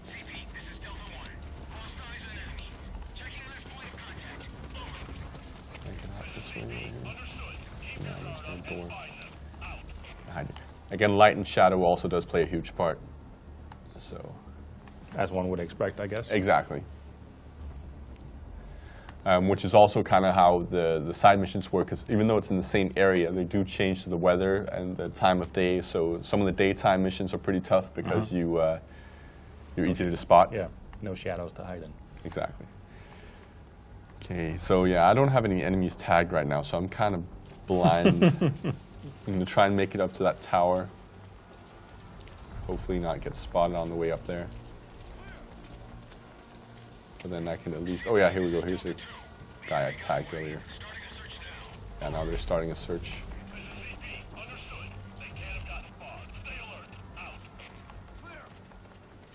Come on, get your butt up there. There we go. So I got another... You got two guys down there, and there's another one to your left. So I want him to stand up. Sometimes he can be a bit sticky, like he's trying to stick to the cover. I need him to stand up so I can attack these two. And then on the left as well in the courtyard, or what you might call that, where those guys are heading. Oh yeah, there we go.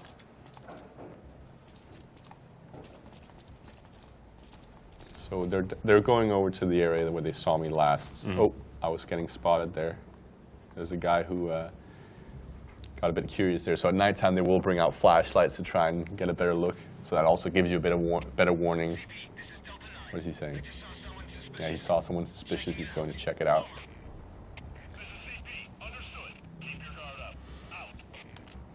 So let's see if he'll actually get all the way up here in the tower with me, because then I'll have the advantage of the close quarter combat.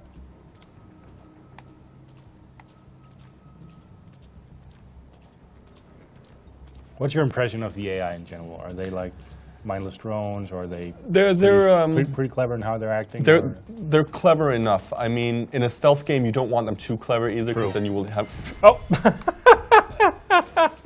That was unexpected. Yeah. Okay, so now I'm kind of stuck in this tower. I don't know what I'm going to do. Maybe I should just go ahead and blow this C4. Let me just see. And detonate by L trigger and the action button. Okay, I'm just going to blow the anti-air gun. Yeah, that should have blown right there. We don't have a lot of sound in the studio, that's why I wasn't quite sure. Oh, ow. Problem? Okay, yeah, see, they're not... You died. They're not useless, these enemies. Let's just continue from checkpoint. This time around, we'll get him. What do we have left? About half an hour. 35 minutes? Yeah, we'll finish the game, no problem. At least we'll hopefully like get some mission progression. Alright, so we're at the point where we took down that guy. Let's just move along then and get back on the main objective. This guy up here is still alive. He's going to be trouble if I don't take him out, unfortunately.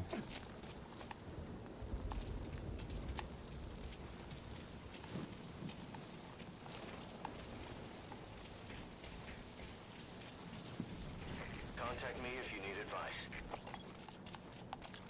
That range is Also, when you're in this view of the binoculars, you can kind of call in advice on the thing that you're looking at if you need to kind of know, okay, how do I handle this situation, or what's this kind of building over here.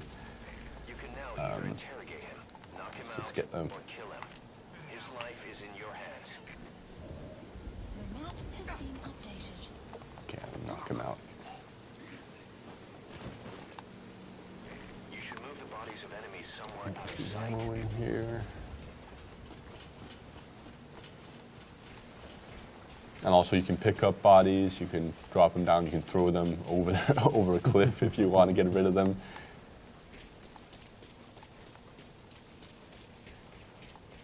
Let's just place this one again here because we do need... Oh no, yeah, I haven't actually picked up. That's another little thing from Metal Gear, the fact that you actually keep your empty magazines, like your empty clips, so Right. that you can actually use them as distractions Oh, for the cool, enemies. So cool, you can cool, throw cool. them or you can put them down, so like what...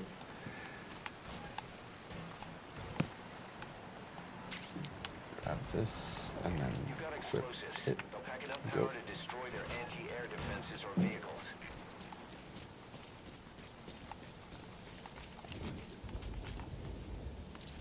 All right, there we go. Now, back on track. On with the mission. Let's just get this guy up there. So if you hadn't played this before, you wouldn't really know where to go. No, at you this definitely point. find yourself kind of slowly moving along, trying to figure out. I mean, you do have the map here that does give you an idea of, in this area Okay. is one of your objectives, and over here there's something going on. There's a landing zone for the chopper and so on. But yeah, I mean, I will recommend people to play it, to take their time with it and try and find all the little secret spots. Oh, this guy again. Got me the last time. Forgot about him. So yeah, there's definitely that you can kind of go for. And there's the kind of patches that got thrown out of the chopper. You can find there's these tapes that pretty much tell the story more than the actual game does. So they're worth collecting. Try and climb up here. Maybe we can get a better angle on him.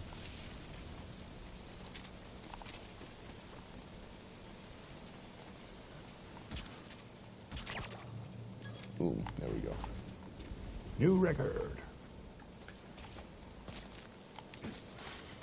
He's more nimble this time around too. He can jump fences and stuff like that.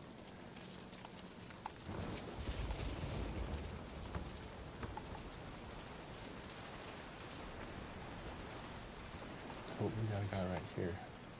Can you pull him over? I don't think I can. No. It's kind of annoying. Sam Fisher would totally have been able to pull him over. Oh, no. Oh, I forgot about that. That's an old... Neat. yeah, you can actually hold people up. No, Oh, but I just you're got being spotted. spotted. All right, you go to sleep. And this guy... Oh. He's right there. I thought it was a guy in the tower. Should have gone for this guy. This guy's going to pass out. Yeah. But I need to get out of here before More people show up. more enemies show up. They're coming there. Oh, they spotted me. But I can't get up close and then Nice. I'm going to disappear like the Batman.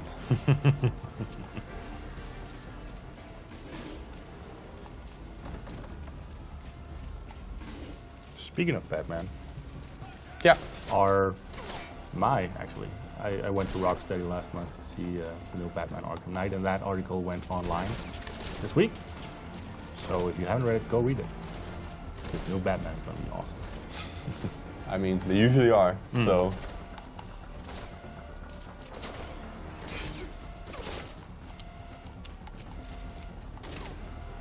Alright, this guy's tough.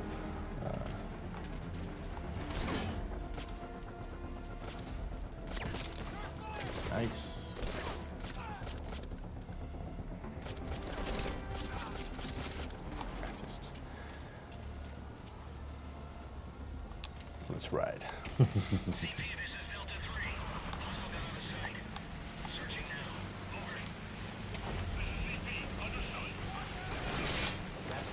Can I go through this? No. No. And I think it actually broke the car.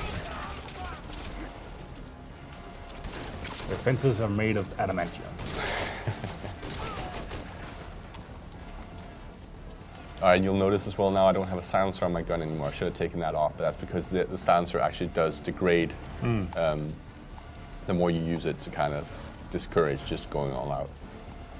And you'll be able to find more silencers in the full game. I take it you were in the other games. Right. Okay, so we've reached the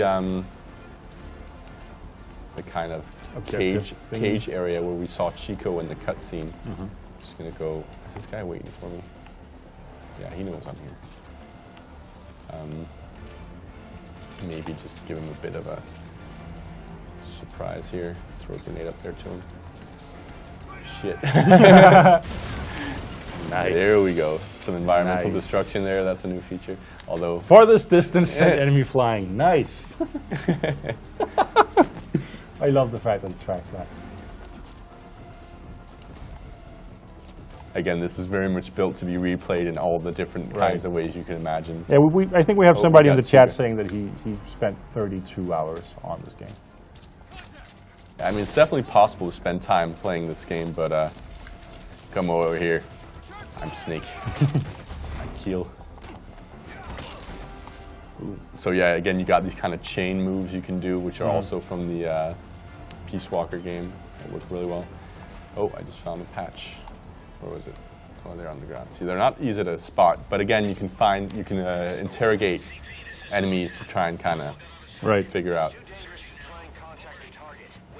Okay, so I can't free Chico right now because it's too dangerous. I'm still in alert mode.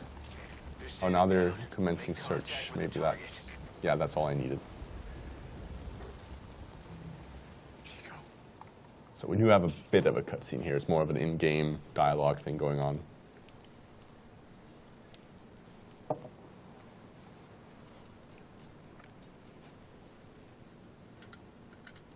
So this took place after...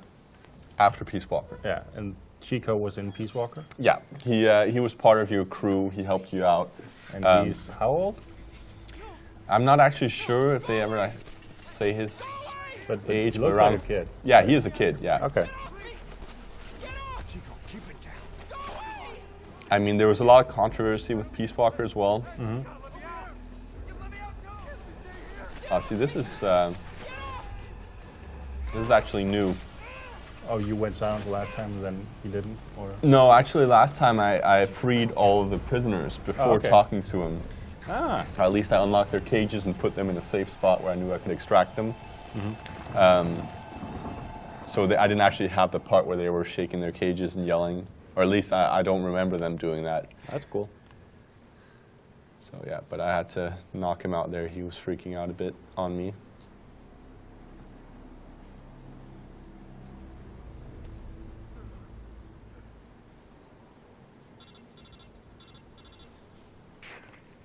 And we have the classic little headset dialogue going on. Are you sure? Pretty sure. But yeah, there was a bit of controversy with Peace Walker because the other character I'm here to save, Paz, was introduced in Peace Walker, and she wasn't very old. I mean, I believe she was 16 or so. And in the Peace Walker game, there is a bonus mission where you have to go and romance her on a beach, and you actually end up jumping into a cardboard box together that kind of shakes around. So basically, Big Boss has sex with a minor in Peace Walker, which was very disturbing to some.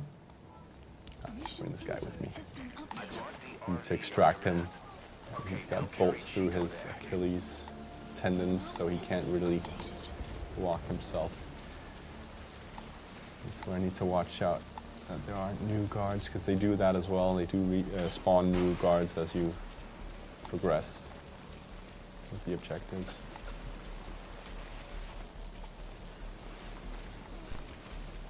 Yeah, here we go. There's a guard over there. He almost spawned me. I mean, that would have never worked in full daylight. He would have seen me right away, and I would have been in a gunfight. I need to get him over here on the shore to the extraction point, so I need to get rid of this guy. You can also tag them just by aiming at them when they're up, when they're close enough. Just need to stop moving. Oh, he's gonna get in that house. Yeah, that's not good for me. He's probably gonna be watching. Try to get around. Oh, he's got a friend. Tag him as well.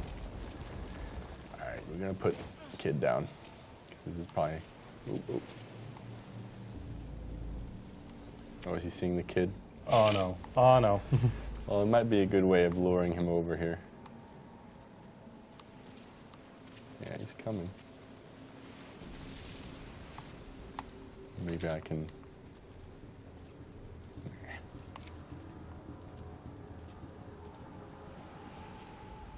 Let's see how this will work. I haven't actually had such a gung-ho approach before. I'm gonna try and kill this, or take this guy out with a melee.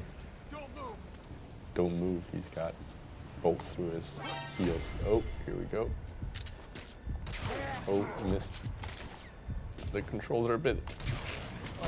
Ah, screw you.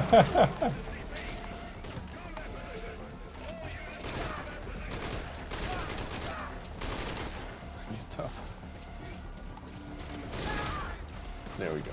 And we're gonna go ahead and... Oh no, actually I got the ammo from him, so you also get to pick up more ammo quite easily. Not like the old games where you actually had to find it in a box before you could use it. Right. Which made no sense, but... Come on, die already. Okay, so let's get this kid out of here quick before anything gets more crazy. Oh, we got another guy.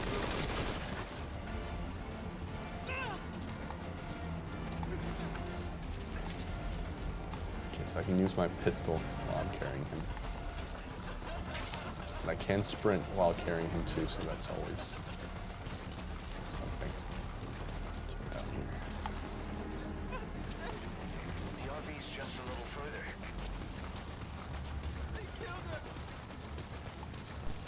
That's it. You're at the RV. The enemy's trying to take you out. Find a place to hide the target. Find a place to hide the target. I'm gonna put him in this cave over here.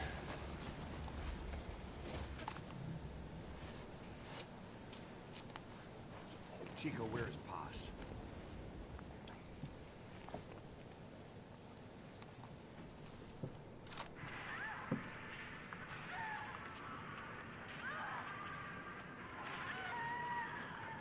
She's dead. When was this recorded? She's dead.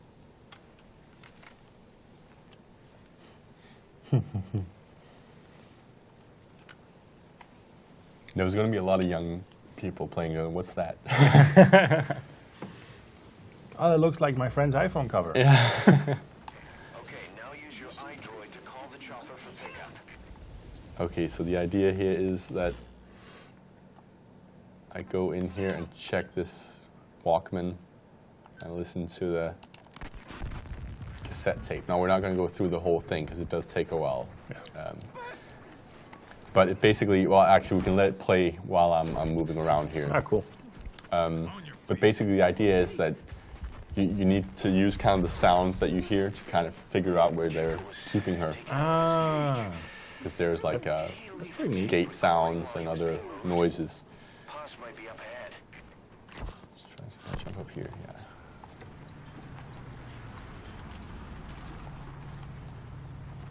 I hear vehicles.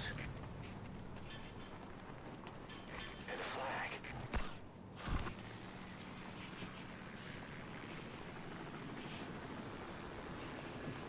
Okay.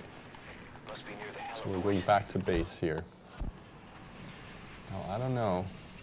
There is a truck right there. I don't know if I can actually kind of use the truck. I'm going to go ahead and try and see what happens. If I just kind of drive it casually, Yeah, sure. see if the enemies will actually notice me. See, we got an enemy up here, so a moment of truth. Let's see if I just... Ah, no, he... Okay, well, here we go. We gotta watch out. There's a tank right there. So, no, you don't. Cut you off. You can kind of make an action hero jump out of the car. Can you steal the tank? I think so, yeah. If That would be awesome. let's give it a go. Oh, just need to take out that guy, and then hopefully not die. There we go. Yes. What you gonna do now? That's smoking already though, so it's taking some damage.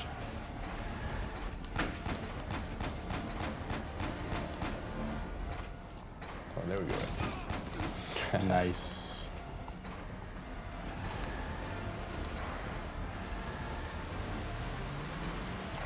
It's a very sporty tank. Maneuvers quite well. Peace. Okay, so let's move on here because we're actually at our destination. Oh, we got. Let's just get away from him. There you go. So again, you'll notice right now I'm not playing very Stealthily. Sort of gave up on that. but it's still entirely possible to play this way. And this is also where you'll experience the game being shorter because you're not finding yourself kind of slowly progressing and checking your corners and stuff. If you just go all out, it's going to be a short experience. Alright, I gotta try and remember here. Oh, here we go.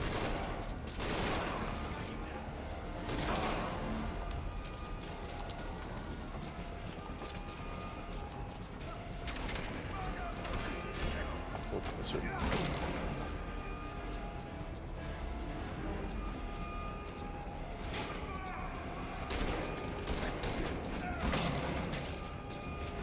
Yeah, you definitely do feel like kind of a badass superhero when you play it.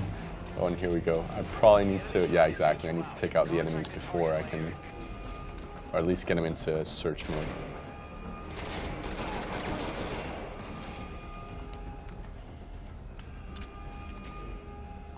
Let's see if there's any more coming in here or if they go.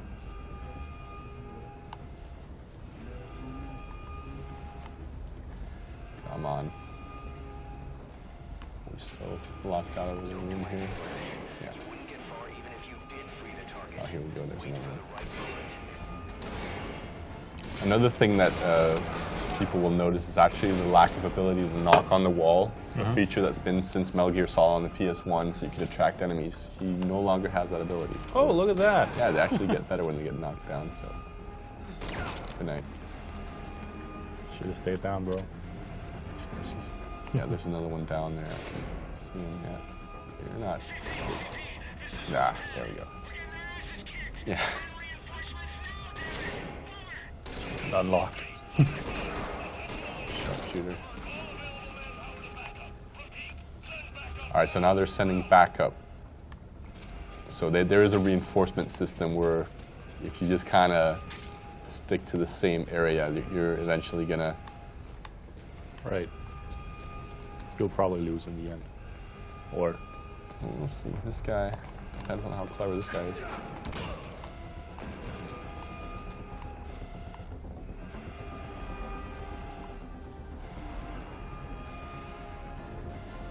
And hopefully they'll start searching for me soon and then I can get that door opened.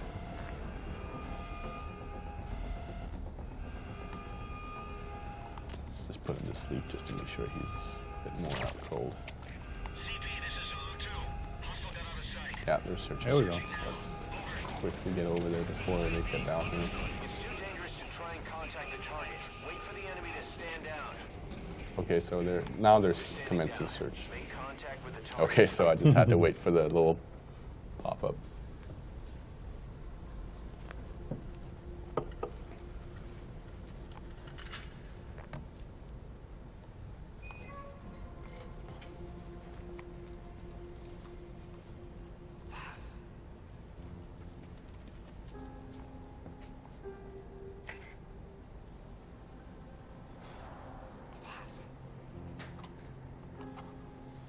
Yes, again, in the first game, she kept kind of switching sides. You never actually knew exactly whose side she was on. And again, they do seem to have made her a bit older this time around. She's not quite the 16-year-old girl, but again, some years could have passed.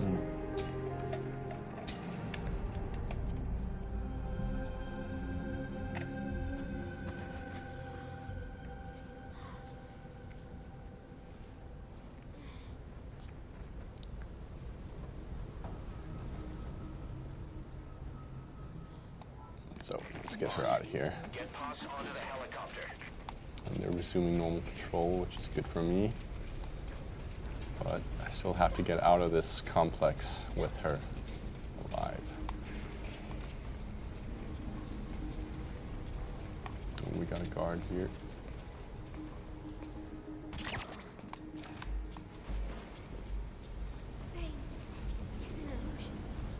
Pain is an illusion. Yeah, I think this is her just kind of talking. According to lyrics, apparently. Oh, there's a couple of guards here. All right, you're going down over here.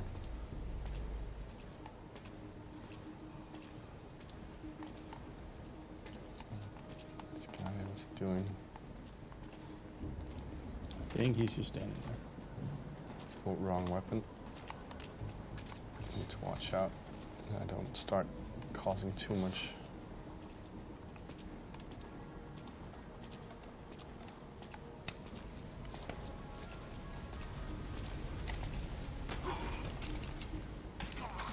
Boom, can't have him waking up again on me.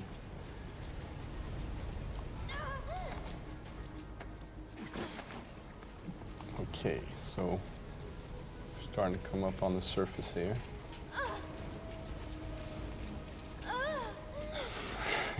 Okay. So need to watch out still. So we're not in the clear yet, but there's a Jeep there, which could prove quite useful. We gotta watch out for security cameras. Now, I don't think this one will actually do anything to them. Oh, I'm hitting the pillar as well. No, exactly. This is not a ammo meant for this kind of job. Let's try to sneak around this side.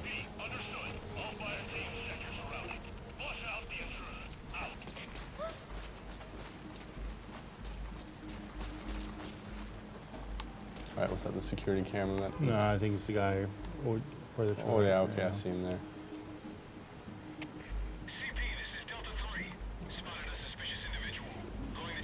Okay,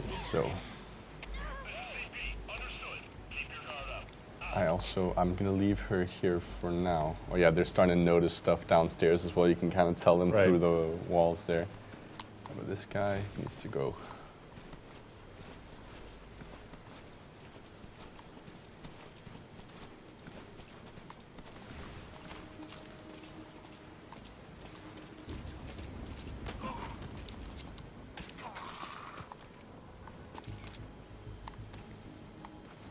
Oh, yeah, there's a camera as well.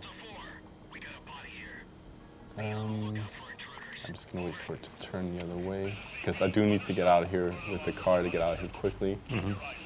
So, oh, yeah, here we go. Let's get rid of them just for the sake of it. Not a very good There you shot. go. Oh wow, the door is open already. Great. I just need to move the tank then. It is going to be...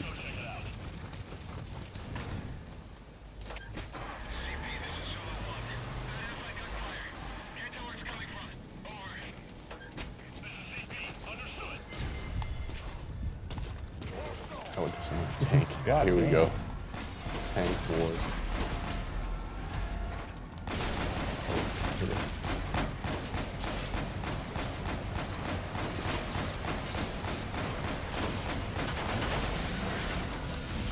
Got it. Okay, time to do the action hero rescue here. Just have time.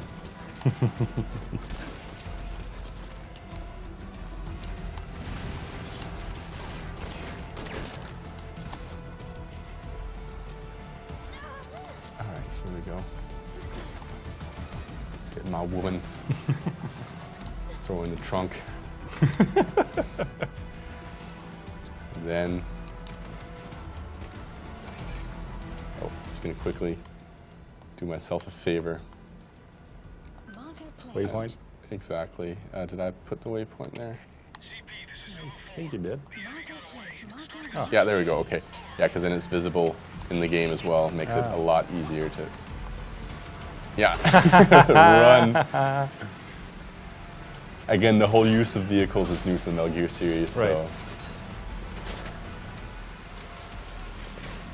The route. Oh, see these guys could be trouble. She really should lie down. New record. 12 years. Oh, they got sandbags they can hide behind. That's not fair.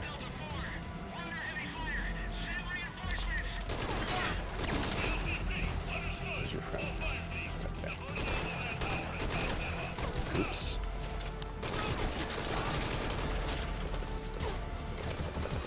Uh-oh.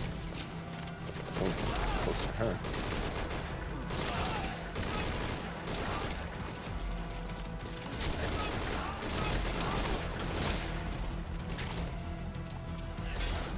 That guy takes me for a while. Was he getting up though? I think he might. He was shooting at you. But He's not shooting at me anymore. Keep coming. What will you learn? I am a super soldier. Returning normal patrol. Okay, so that's what it just takes. All right, screw that. We're just going back to work. Okay, so. I'm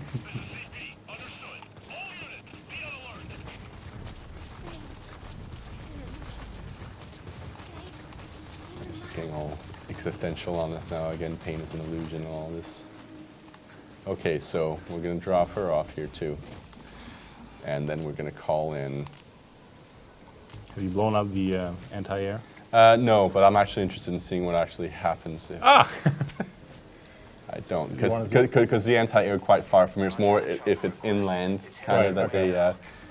This might be far So enough. you have 3 flares left, as far as I can tell. Yeah. Does that mean you can call another 3 choppers?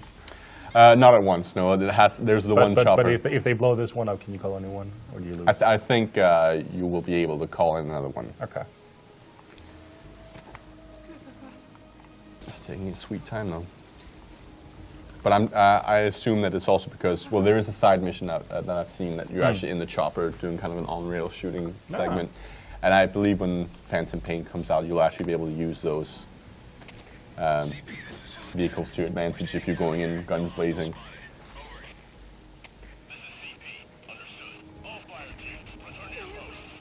So they're returning to their posts.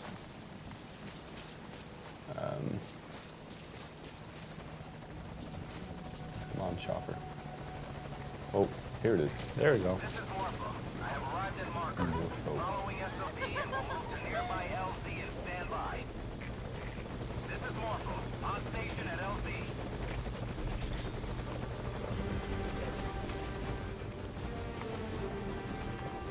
Okay. Put the target on the chopper. So let's first. All right. That leaves Chico.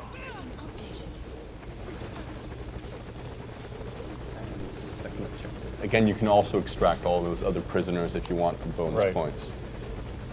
And now, peace out.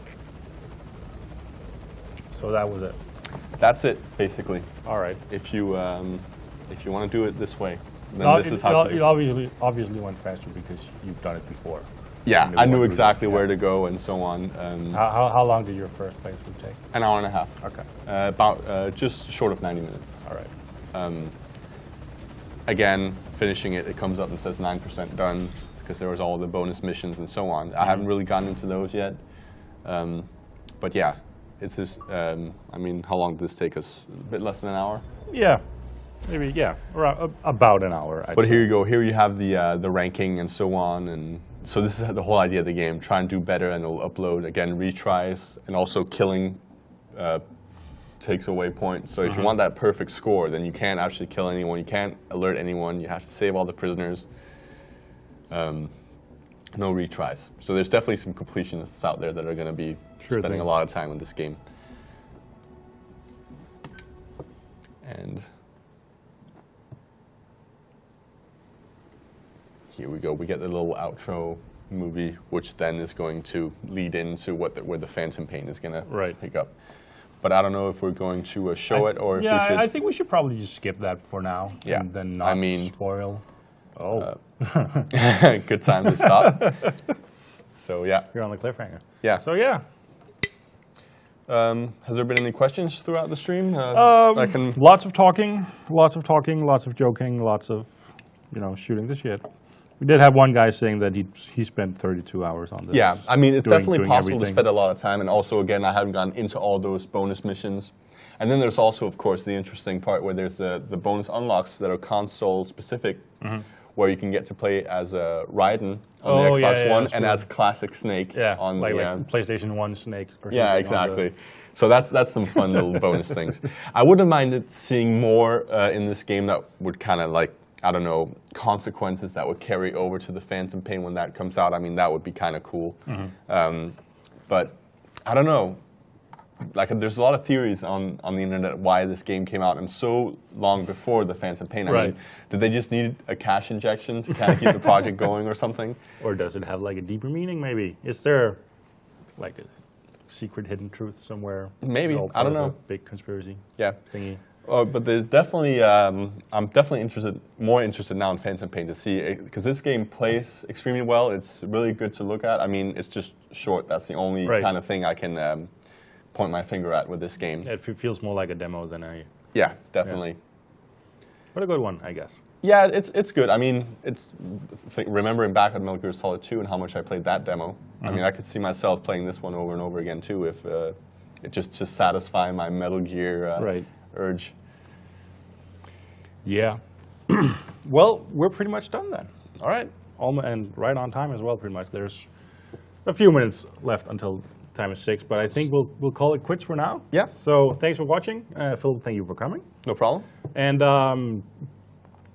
tune into Gamereactor over the weekend because we are covering the Call of Duty Championships that's taking place live in LA right now, actually.